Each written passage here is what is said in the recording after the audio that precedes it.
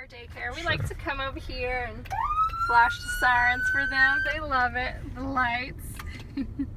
And we try to show them young, you know, that we're here for them. We're not trying to let them see us in a bad light. Show them that we're good. We're superheroes. That's what we tell them. This is our north property. This is actually where our maintenance department comes and puts a lot of the landscaping.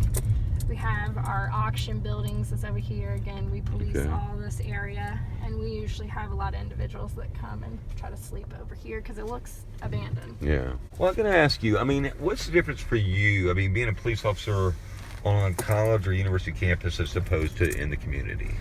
It's completely different. Where I worked at Pensacola Police Department, it was the Brownsville area. So it was like I was going to a different residence every day. I wasn't really learning who I was with, which as I found out here, you know, you got to make friends with these people. That's how you get your crime solved. This is how you get people to talk to you. This is how you really get to help people, is by getting to know them. So I feel like this is my own little community.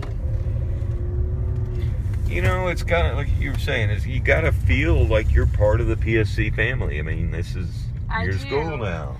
Well, see, every day it's the same. I go say, hey, I try to meet some of the new faculty members, say hey to them, but for the most part, we're all really close. I can probably tell you all their life stories here, so I feel protective.